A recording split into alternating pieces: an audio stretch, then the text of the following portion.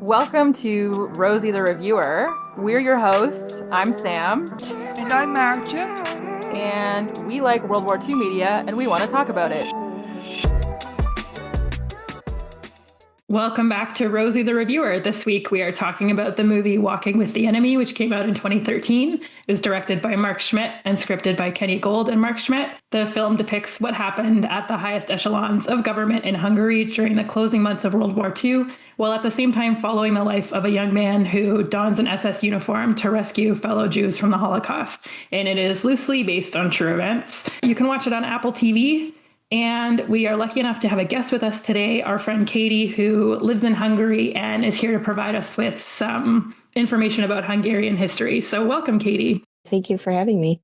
Let's talk about our general impressions of the movie. What did you think, Mart? I don't know what I want to say about this movie. I really liked the story. I thought it was all really interesting. I thought the movie making wasn't too good. I felt like some of the things were really quick and other things were quite slow. So I was like, what's going on with the spacing? And they're trying to tell two stories at once. So it's like, maybe they should have decided to tell some stuff, but not all of it. I thought it was quite all over the place. Even though all of it was quite interesting, I feel like they could have made two separate movies instead of all of it in one go. But there's a nice little surprise in there for us later. We'll get to that, I think, when we get to it in the plot. The accents in this are, I don't know if they're good. I can't tell, but they make me laugh. There's that. The acting's fine. The cast is interesting. I don't know. I didn't think it was a waste of time. I've seen better movies, though. How about you? Yeah, I do agree that the accents were something. Maybe this sounds ignorant of me, but I'm like, maybe they just thought that could slide because a lot of people don't know what a Hungarian accent sounds like. It's sort of vaguely Central European. I don't know. Maybe Katie has thoughts. Maybe all the accents were great and they just sounded a bit variable to me. Yeah, they were all over the place. I felt so bad for poor Jonas Armstrong. I felt so bad for him. He was really doing his best. It is a hard accent. I could see why in The Brutalist they used AI to kind of alter their accent. But they gave it the good college try and A for effort, I suppose. It's not an easy accent. I do agree with what you said, Mart. I think that as I was writing the notes to the movie, it became clear to me that some of the one plot line would happen, and then it didn't really seem to have any immediate bearing on the other plot line, and the two stories were perhaps a bit too disparate from each other. But yeah, I mean, I always enjoy an opportunity to learn something new, and I didn't really know a lot about Hungary and World War II.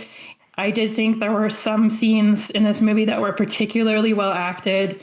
There was one scene where he's trying to save the sister of his girlfriend and she ends up getting killed anyways. And I just thought that her acting in that scene, something about it was really gripping to me. I found that particularly emotionally effective. So there were some really standout performances in this movie and some female characters, which we always like. What did you think of it, Katie? I definitely agree with you with the acting. There were a lot of standout moments, and that scene was probably my favorite.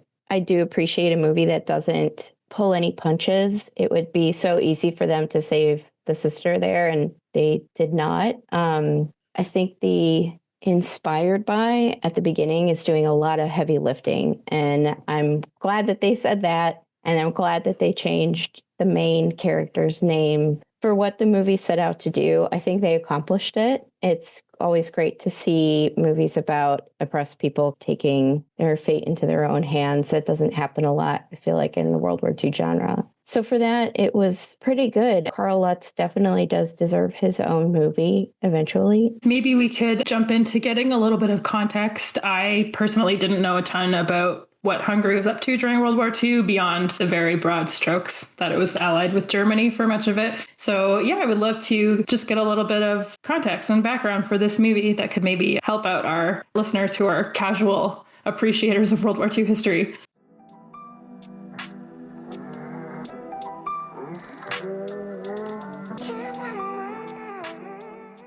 All right. So I apologize if this does sound like kind of drinking from a fire hose at first, because things move pretty fast at one point.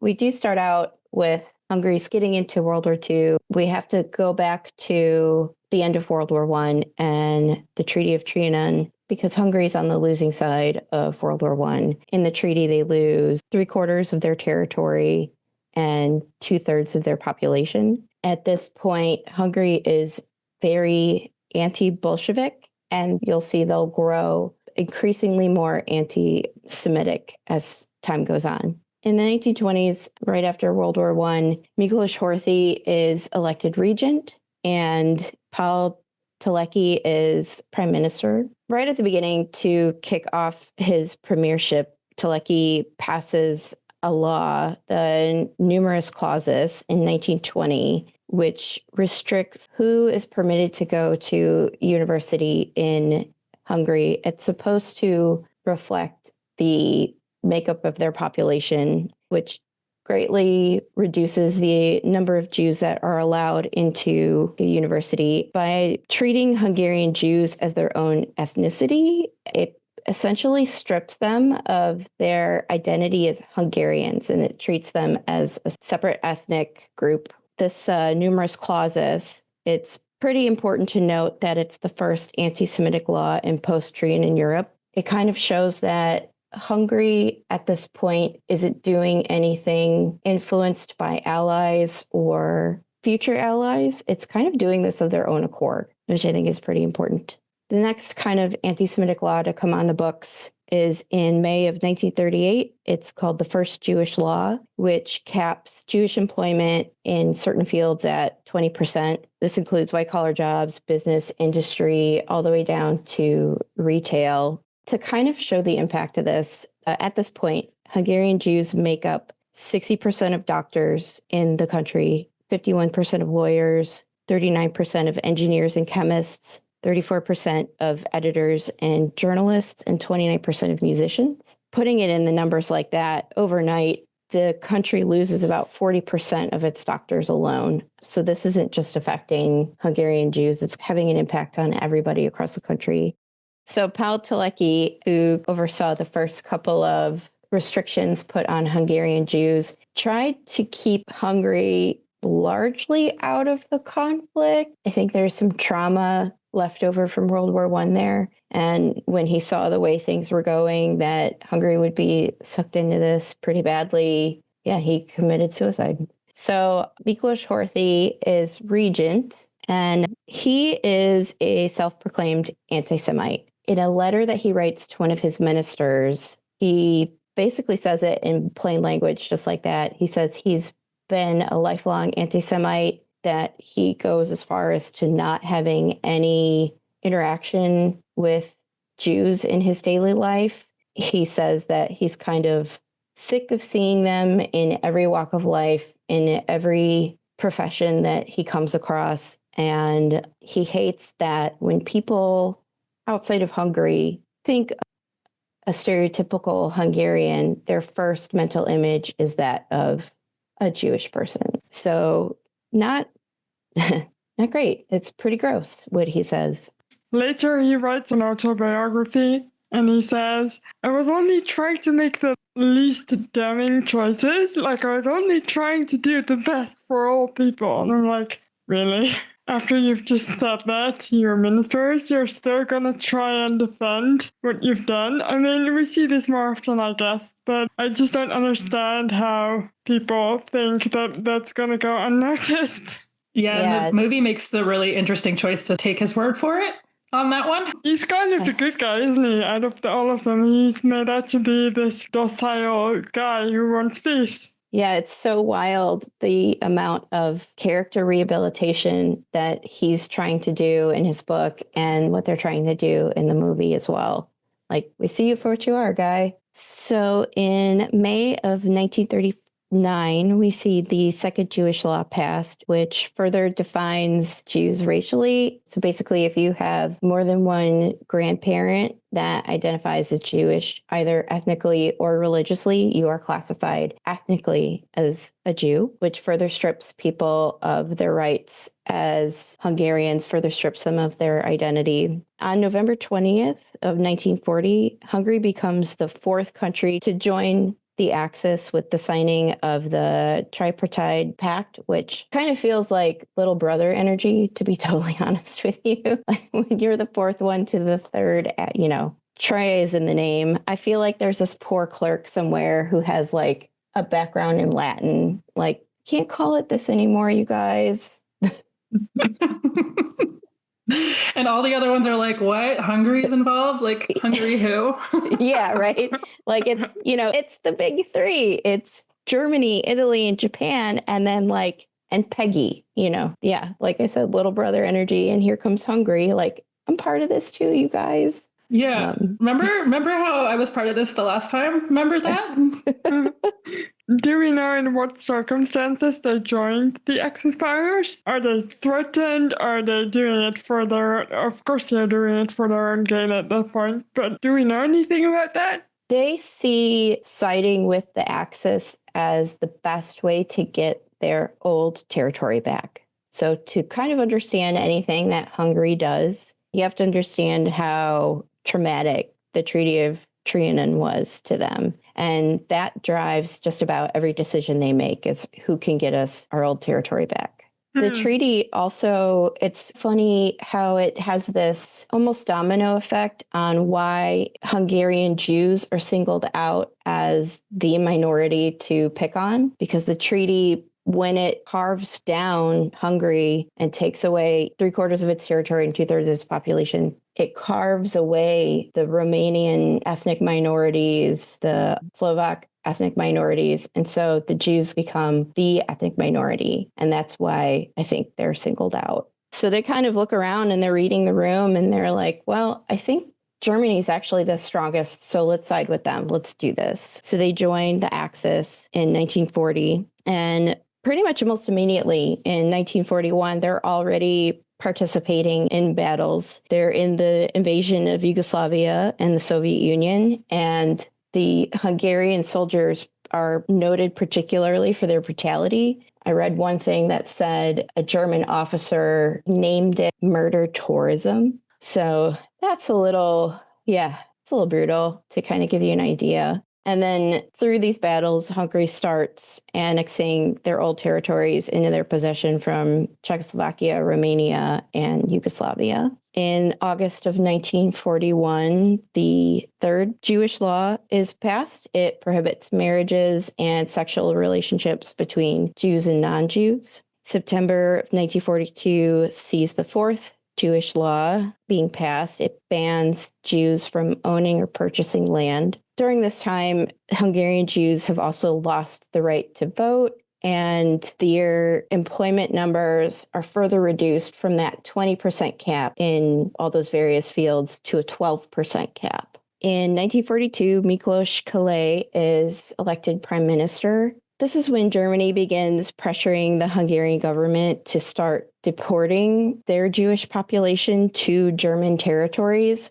Up until now, they've been pretty protected from the fate that all of the other European Jews have succumbed to. Calais and Horthy refuse to comply. They say that their own people are their own issue. They'll handle it in-house. They also say that deporting so many Hungarian Jews, it would be bad for their economy. And this is brutal to hear because we'll see it in the movie that most of the men and boys of a certain age are in work camps. And so for them to say this would be detrimental to our economy is pretty rough. In the fall of 1943, Prime Minister Calais begins negotiating with the Allies. Once again, we're having the Hungarians sort of read the room. They see where the war is going. They see that Germany might not actually win this thing. So the best way, once again, for them to get out of it with clean noses and with their old territories is to align with the Allies.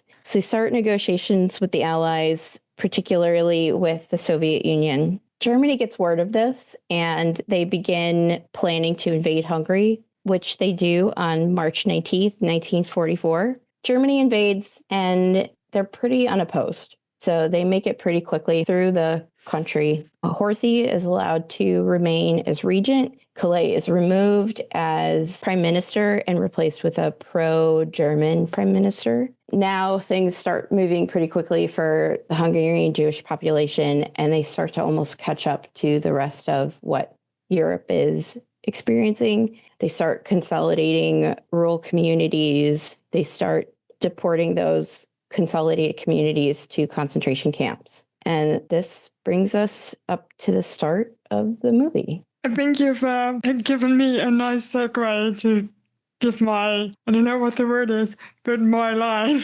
Let's get into the plot.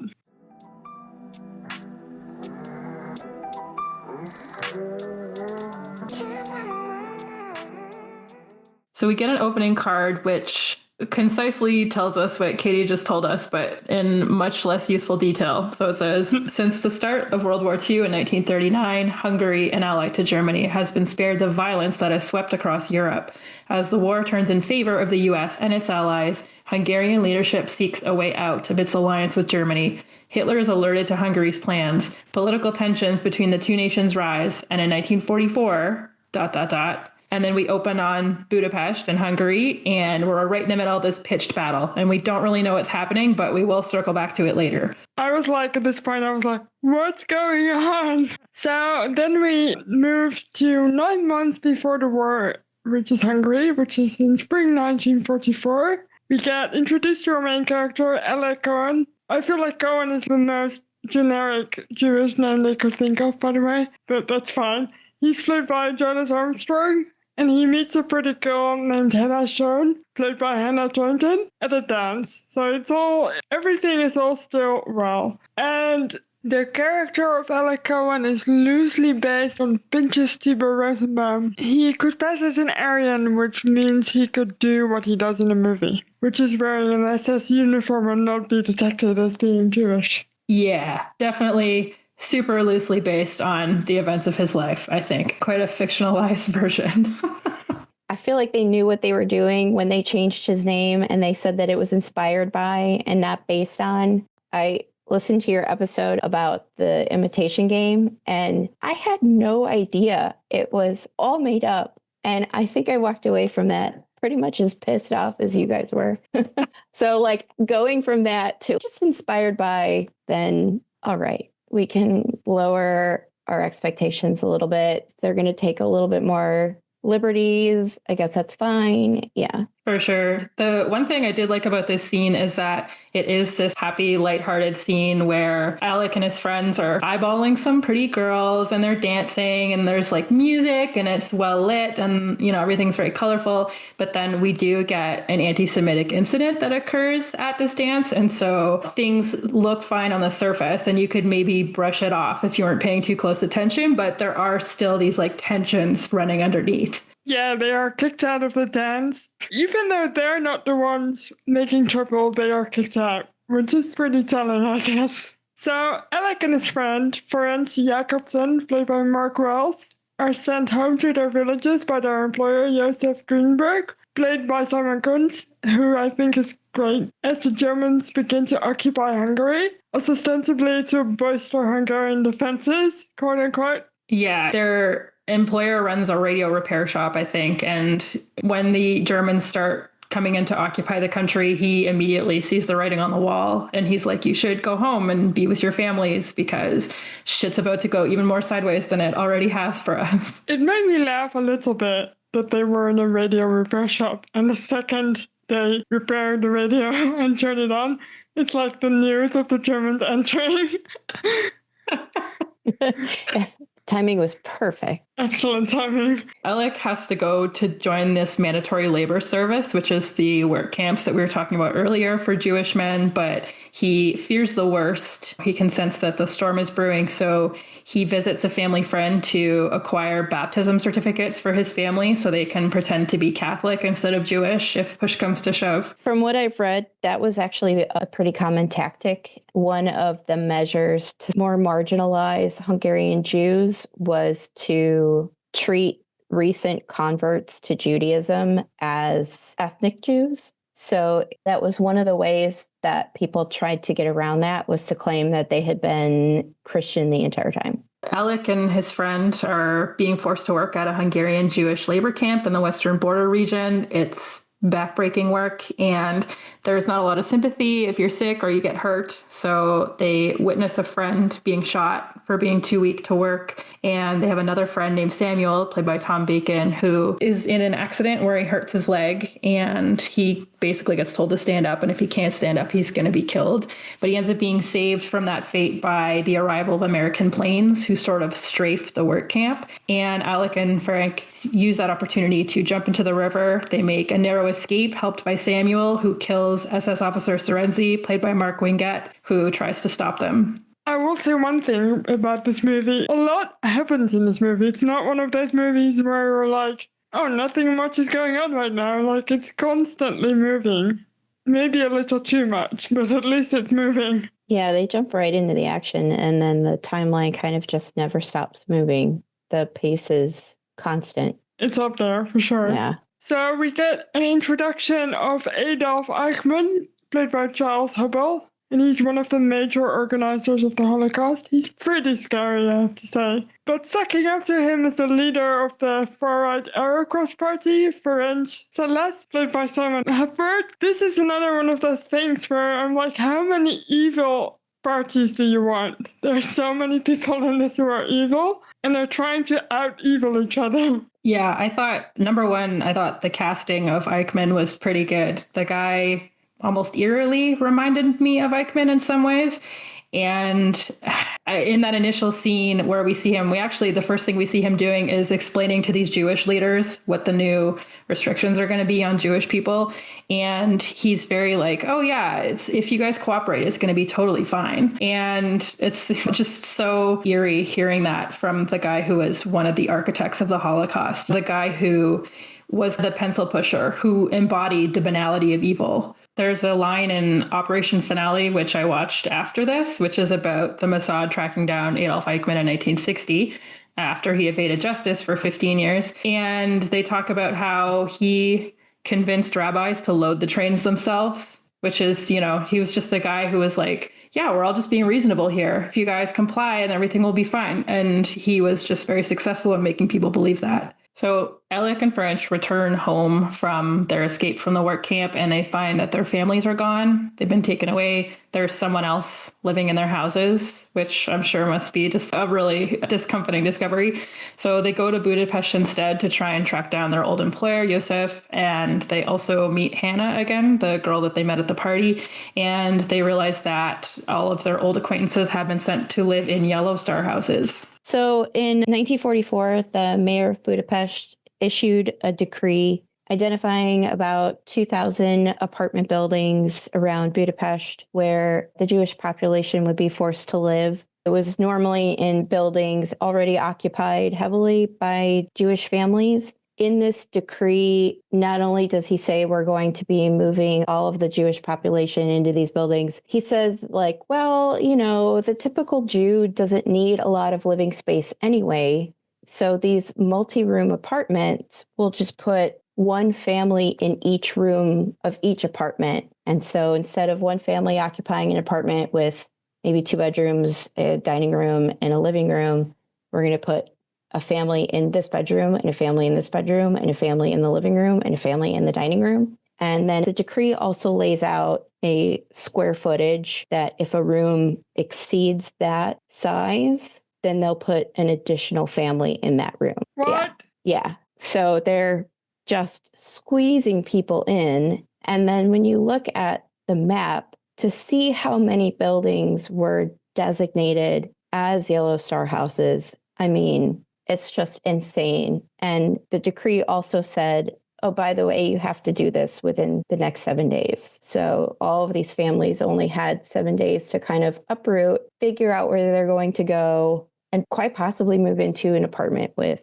4 or 5 other families. I'll put a link to the website where you can see the map with the other houses on it. It's wild to look at. It's really cool, but also kind of really horrible at the same time. Yeah. I took a walk around my neighborhood just to kind of see some of these buildings. And yeah, it's wild. And then kind of look around my own apartment here and think there would definitely be at least 5 other families living in my apartment, And as you can imagine, with so many people crammed together in a living space. Disease is just ripped through these buildings. Mm-hmm. It's incredibly dehumanizing as well to have all your things taken from you and just to be shunted into an area with other people and just treated like you don't deserve to have any living space. And they're also having a lot of their personal possessions confiscated. In the movie, The Woman in Gold, art, jewelry, but also radios, bicycles, anything that gives you a contact with the greater world. Kind of goes into what you were saying about that dehumanization.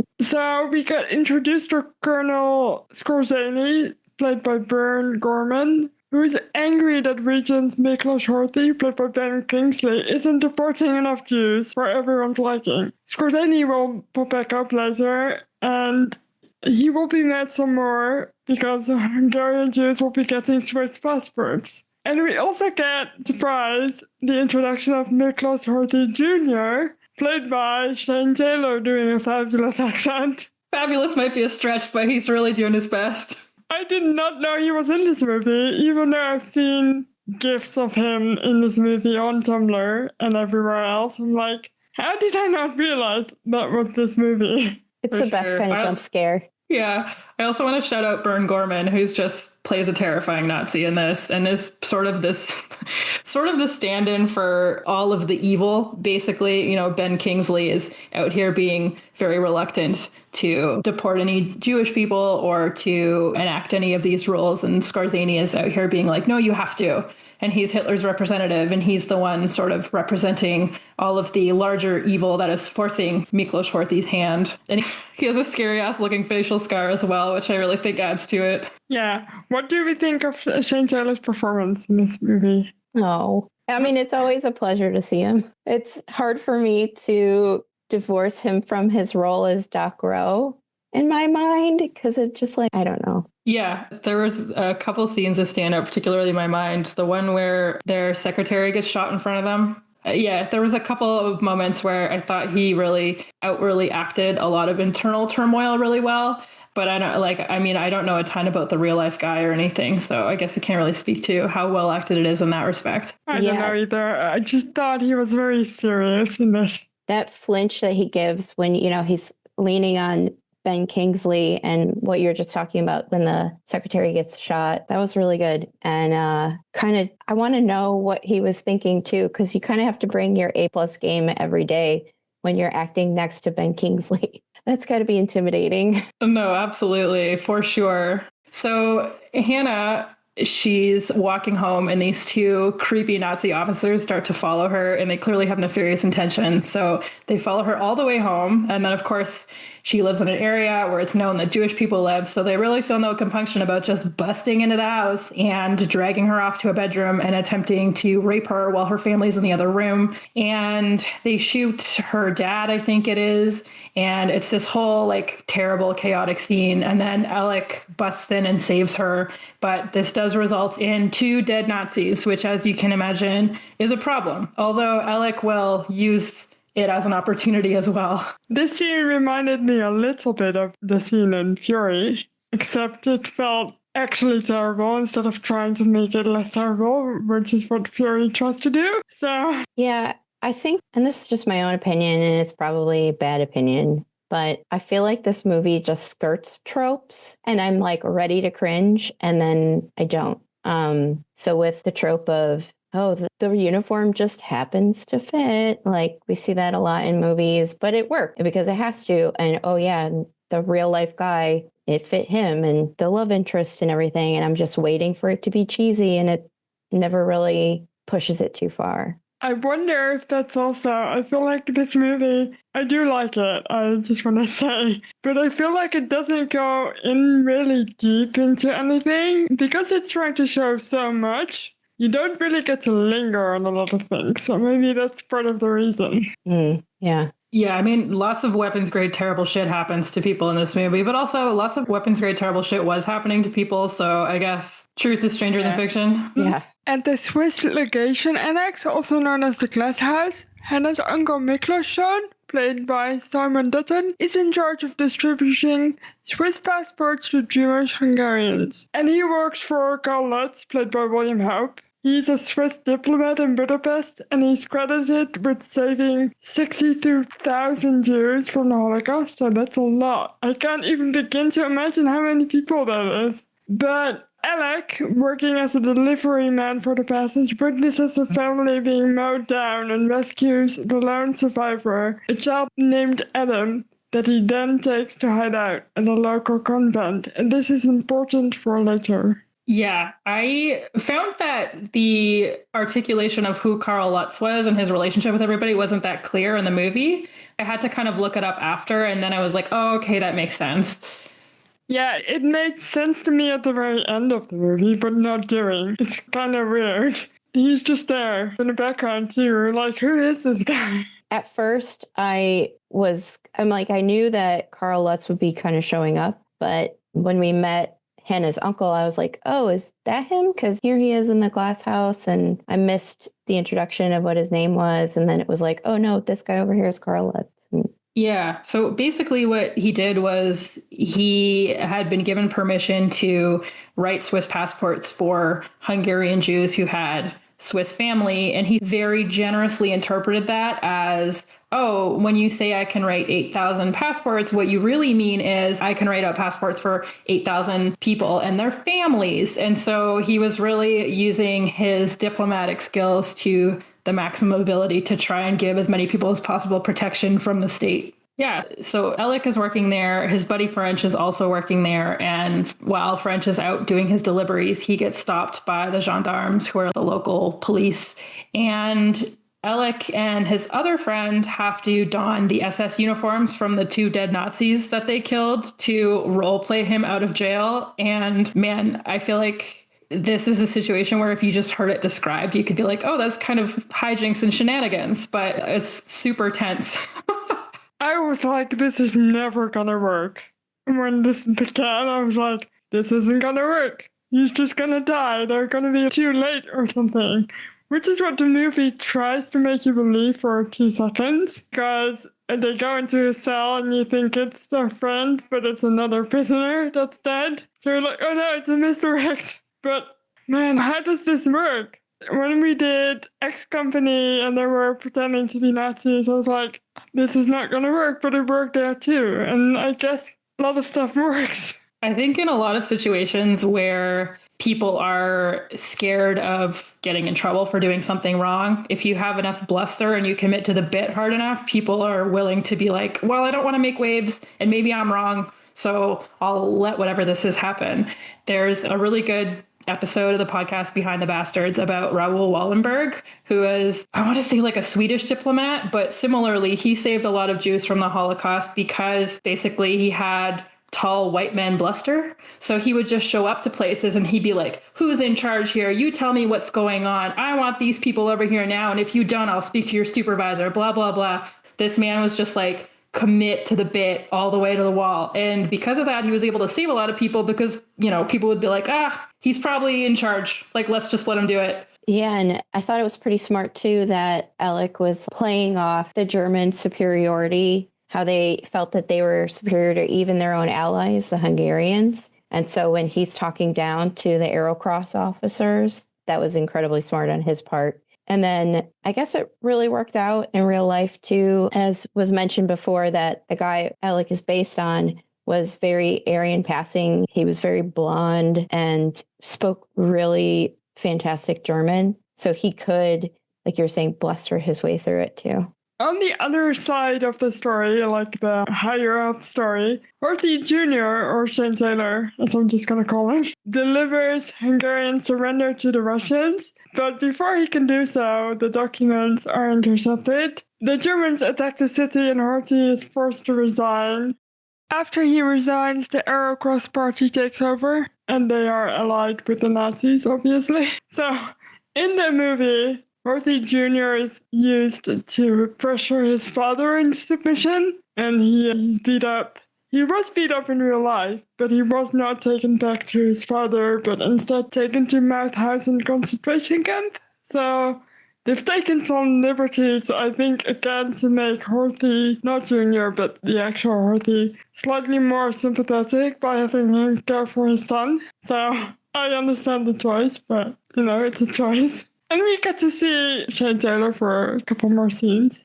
So, yay. Yeah, so obviously now that Germany is all up in everyone's business, Elek is finding that he has to don the uniform again because Jews are starting to be rounded up in earnest. And this time he has to try and save Hannah's sister, Rachel, played by Flora Spencer Longhurst. Unfortunately, he has a run-in with Captain Varga, played by Andrew Brooke. This guy will surface again later. He's this really sort of hard-ass, leader of the gendarmes, I guess. And he sucks big time. He shoots Rachel despite being told not to, and then he sort of just sails away, unconcerned about the havoc that he has just caused. This scene is so sad.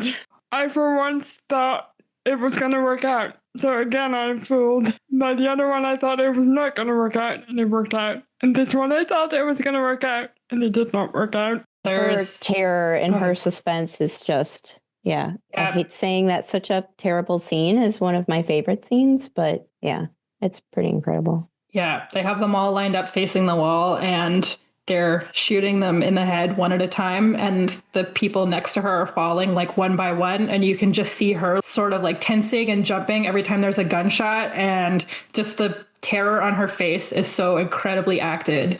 That scene really got me. I like the choice they make to stay on her face the entire time while the shooting is happening. It's very powerful. Yeah. Despite his failure, Elek starts to use the uniform more often to try and save as many people as he can, but also trying to find out what happened to his family, who have been taken to Auschwitz. He encounters Varga again on one of his rescue heists, and the chaos ensues, as can be expected, because Varga sucks. And Alex's friend is killed. And this is when Ferenc says he wants nothing to do with this anymore. He's done. This made me almost cry. He's like, haven't we saved enough people? But Elek is like, no, I want to keep going. Yeah, and I did like that the up-close and personal villain who we see doing the dirty work of carrying out the Holocaust is just some Hungarian guy. He's not even a Nazi. He's just someone who is like, yeah,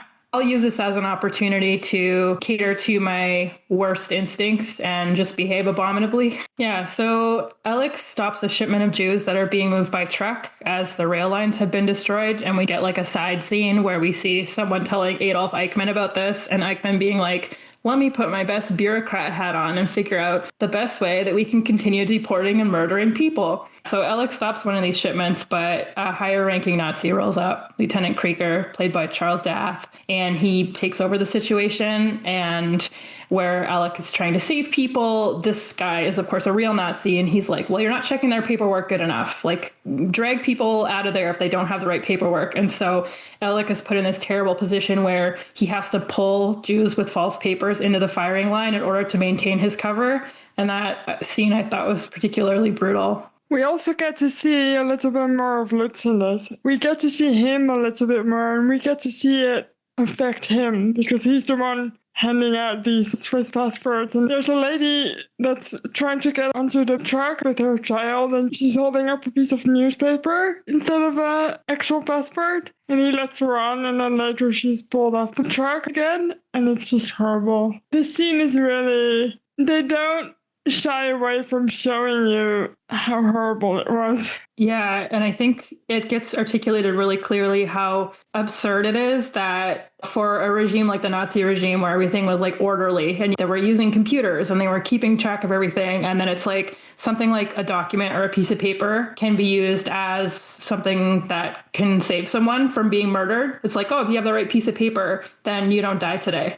I just think it's crazy how people like Lutz were able to use that German desire to follow the rules and be orderly and maintain the paperwork and all that stuff to their own advantage. And I remember in the Behind the Bastards episode I was talking about Raoul Wallenberg, also a guy who was writing passports for people, and it reached a point where he would get on top of the train and he would be writing passports and throwing them into the train as the train was rolling away. And it's just so crazy to think that as people are being taken away to death camps, something that could save you is just something as silly as a little piece of paper. Yeah, there's a great line in Andor that's I'm forced to use the tools of my oppressors to take them down or something like that. The thing that I liked about this scene too was showing how Elek was letting people, even with fake pieces of paper, fake passes like newsprint or something, letting them on the trucks. And then he has to look them in the eye as he takes them back off as they're separated from their kids or their loved ones. So it was like, you really got a feel for the character at this point, almost had these people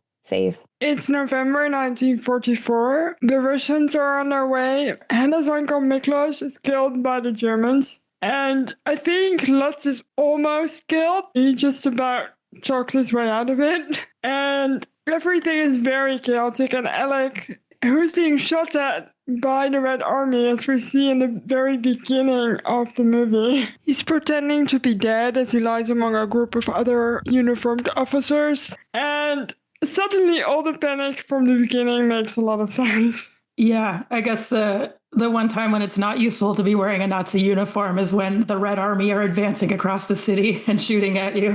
Oops. Yeah. So meanwhile, Hannah has gone to the convent. If you recall, her and Elek rescued this kid and took him to this convent where he could be safe and protected in this orphanage. And now that the Russians are coming, Hannah is going there to attempt to help them escape the city. And so Elek has to use the uniform one more time because Hannah and the children get stopped by some more gendarmes, I believe. And he has to go out there and prevent them from being shot. And it's a whole situation. Everyone's sort of succumbing to the very chaotic nature of what's happening. And meanwhile, there's this Nazi who's like, yeah, well, I am going to shoot these people. They're just Jews. Who cares? And him trying to reason with this guy and being like, well, the Russians are here. Like, there's no point in killing more people. They're killing Germans. Like, it's over. Yeah, one thing I wish this movie had given me a bit more sense of is the sense of scale.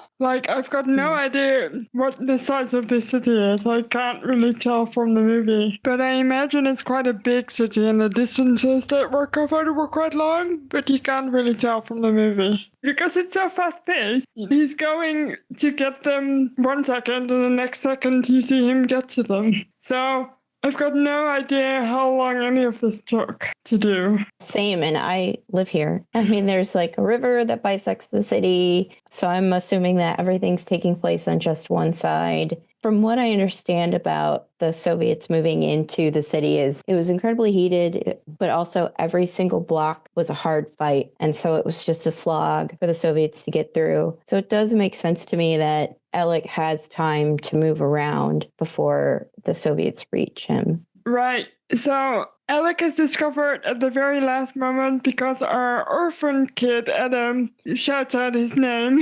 We're like, no, don't do it. Don't say it. And then he gets shot by Krieger. And Krieger is in turn shot for insubordination by Eichmann's second-in-command, Dieter Wisliceni, who's left in charge because Eichmann has fucked up to Berlin. He's like, this is no longer my mess, I'm just gonna get the hell out of here. And then I love that part when they reveal it. They're like, he's gone. They make it pretty tense because Elek is on the ground and you think he's dying. Like, he looks to be dying. Yeah, they really wanted us to think he was dying. They really draw it out because 13 years later, it's 1957, I think. They're in New York. They're at a wedding, and we don't know whose wedding it is. And we only see Hannah at first. And we're like, oh no, Elek, he's died. He's not here. But then the groom at the wedding is doing this speech, and we learned that that's Adam, and he was adopted by Hannah and Elek, who did survive. And then the movie closes out with this nice little happy family. Let me just tell you how long I had to think about who this guy was. I was like, wait, because we don't see Adam a whole lot in the movie as a child. And I'm like, wait, this is the same guy? But yes, it is. I feel like the movie does a lot of like, don't worry, this will matter later. Don't forget about this guy. It will be relevant later. He'll have a totally different face and he'll be aged, but you should know who this is. He's pretty. Like, all of the guys in this movie are quite pretty, I have to say. Would you like to read these novel-length end cards, or would you like me to read them? You already know the answer to this. Okay. All right. So we get a big old wall of text. Actually, that's not true. What they do is kind of a thing that I like is where they show when they're talking about what happened to each character after the war, they show what they looked like in the movie, and then they also show what they looked like in real life. So I kind of did like that. And the end cards say, this film was inspired by the courage of Pinchas Rosenbaum, whose passports and rescue missions saved thousands of lives. His family was murdered in Auschwitz along with 500,000 Hungarian Jews. SS Lieutenant Colonel Otto Skorzeny surrendered to the U.S. Army. After trials and reprieves, he died in 1975. Dieter Wisłoceny was hanged in 1948 for war crimes. Ferenc Szalasi was hanged in 1946 for war crimes and high treason. Aero Cross Captain Korvach was hanged in 1946 for war crimes. Adolf Eichmann escaped to Argentina and was later captured by Israeli agents. He was convicted for crimes against humanity and hanged in 1962. Regent Horthy and his son were held in German imprisonments until after the war. They never returned to Hungary due to the Soviet occupation and died in Portugal in 1957 and 1993, respectively. Karl Letz established the Swiss Legion, which is the glass house, and is honored for the lives he saved. He died in 1975. After the war, Mr. Rosenbaum seldom spoke of his heroic deeds. He died in 1980 and his wife died in 2010. They are survived by 3 children. In 2005, the memorial Shoes on the Danube Bank was dedicated in Budapest to honor the victims murdered during the Nazi and Arrow Cross terror.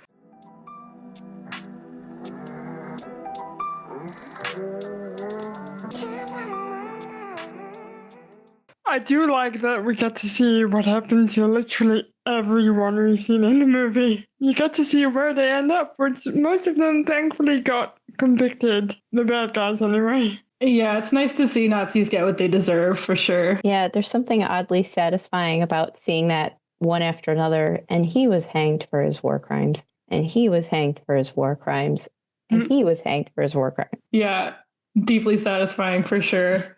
Have you been to see the memorial shoes? I have. I mean, they show it at the end of the movie. It's really simple, but it's deeply moving. The story behind why there are only shoes on the bank is that the Arrow Cross made the people they were about to shoot kick their shoes off. They would shoot them and push them into the river. And then the Arrow Cross would take the shoes and resell them as kind of like a personal profit. Why? God damn it. Yeah. Everything has to have like a really gross, really ugly angle like that. Everything.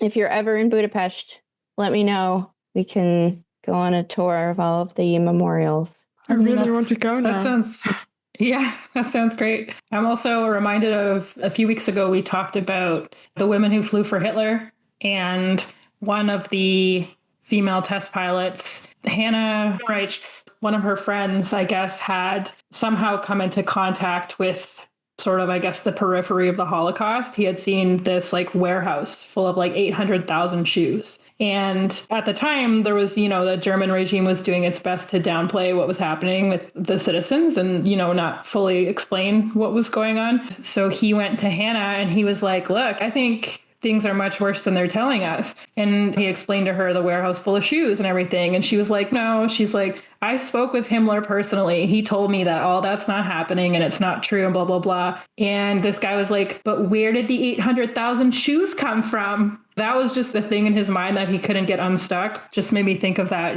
just the awful, grim housekeeping of killing that many people. What do you do with all their things, And it's like that in Auschwitz as well, right? They have a room full of shoes still today you can go look at. It's just such a simple thing, but it's so effectively showing that many people have died. Such a visceral reminder of death. Yeah. I mean, what a marker that somebody was there is their shoes, their literal footprints. When you think of these numbers like 700,000, 1,500,000, that's a number that I personally can't comprehend. So when you put it into something that you can actually look at and touch, like shoes, you see this physical representation. It really hits you. There is one scene we didn't talk about that I'd like to mention real quick. We see what happened to Elek's family in a brief scene. We see the ovens of Auschwitz and we see the German officers standing outside it. It just gives me chills just to think about that there are actual people overseeing people being gassed and burned. And It's just horrible. I can't even. How can you do that to another human being? I think it is shockingly easy, and that's why Yeah. it's happened time and time again. Yes. It definitely makes it easier when you spend so much time dehumanizing them and reducing them to less than human.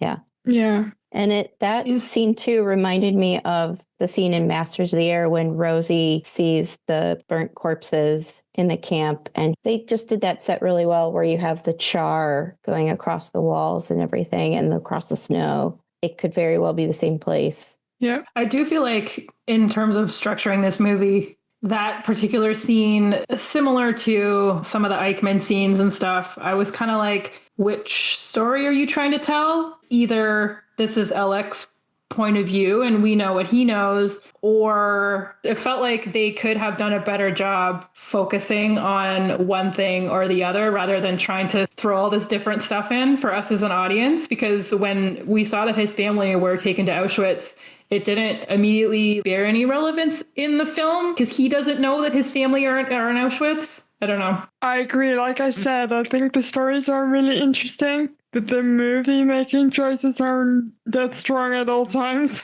I'm glad there is a movie about it, though, because otherwise I would have never known about this part of history. So there we go. I did want to point out, while they tried to do a lot in just a little amount of time, because I do agree with what you were saying about we didn't actually have to know. We could just know all that Elek knows. They got a lot of little things right that I was pretty impressed with, that a lot of productions, I think, get wrong. The costuming, the hair. Whenever I'm watching a piece of media that's set in World War II, I always look at the women's dresses because that's the easiest thing to get right.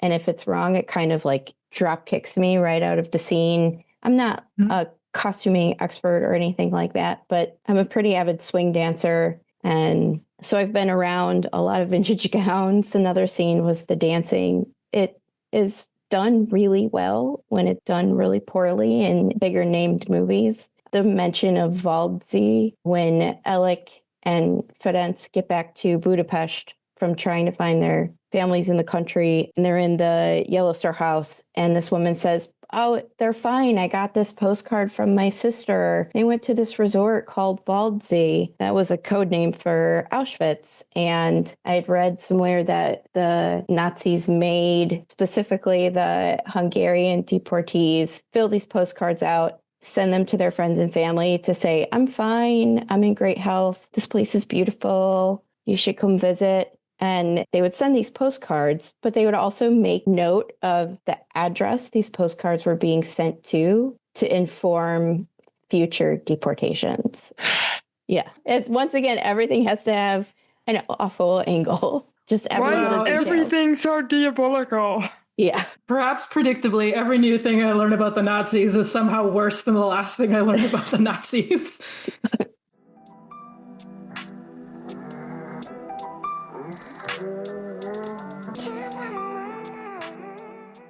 All right. How many improbably well-tailored Nazi uniforms out of 10 would you rate this movie, Katie? Can I pass? I would. No. I'm probably rating it too high. I think I would give it a 7 just because they set out to tell a story that wasn't known at all. And I think they accomplished that. They flirted with some tropes that they didn't quite flesh out to the point of cringe. And they got a lot of little details. They really nailed them. So I respect that. I think people expect a lot out of World War II movies now, thanks to the Tom Hanks, Steven Spielberg World War II cinematic universe. So for something that wasn't a Spanx production, I think it was all right. It held its own. I have a feeling I'm in the minority, though. I don't know. How have I never heard Steven Spielberg and Tom Hanks be referred to as Spanx before? I have no idea where I got that. My husband and I just started using that. I don't know, because, I'm super nuts about World War II, and he's more of like the World War I guy. And so it just became a joke like, oh, another Spanx movie. Yeah. Well, I will also be using it now because I love that. Perfect. It's ours now. We will kindly borrow that from you.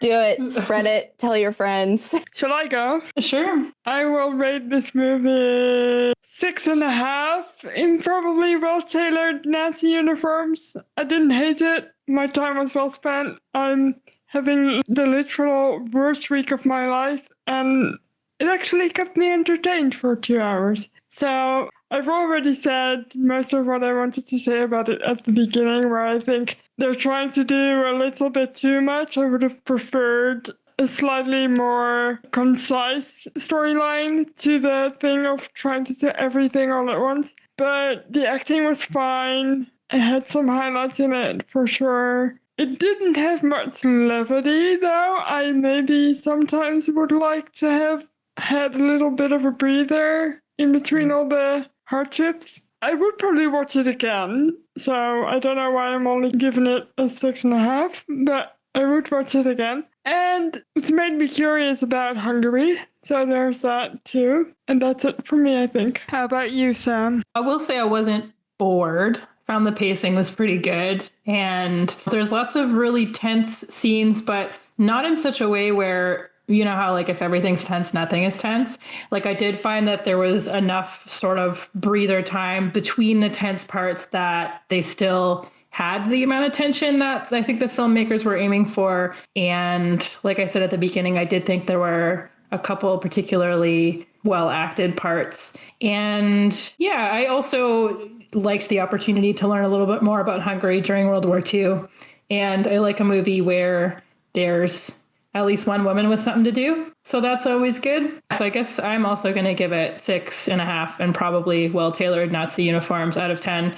I probably wouldn't have thought to watch it if Katie hadn't brought it up. So I really appreciate you putting that on our radar. No problem. When we found out that we were moving here, it's been my goal to learn more about our hope. And this was having such a huge interest in World War II. This was my entryway.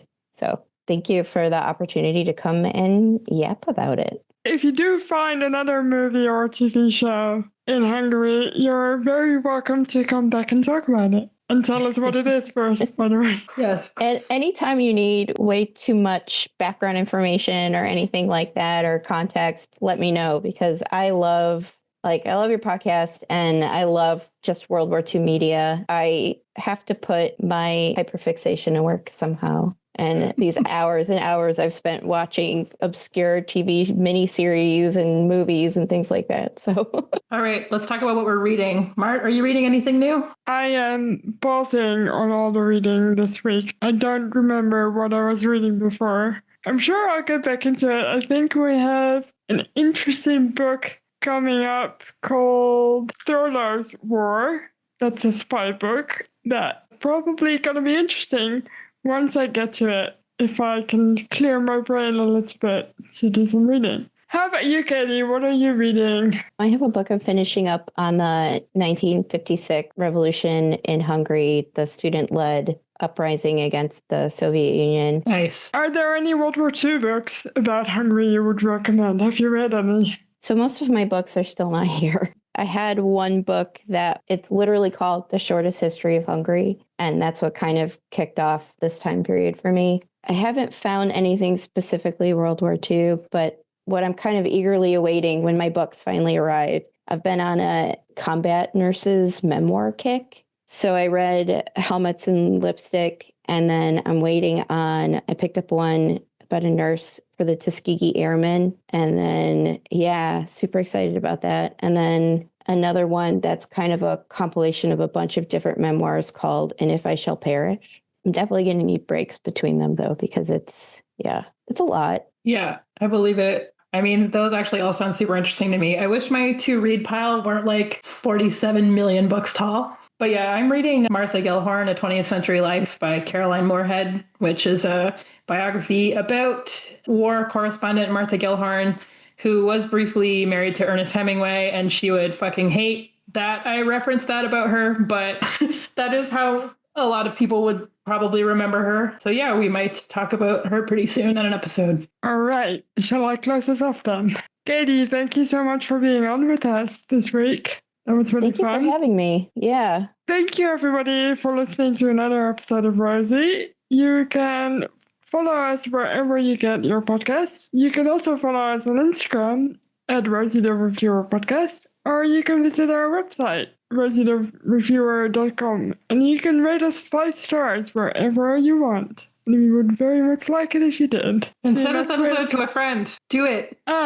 Sorry. Yeah, send the episode to all your friends. Go and do it. See you next week. Bye.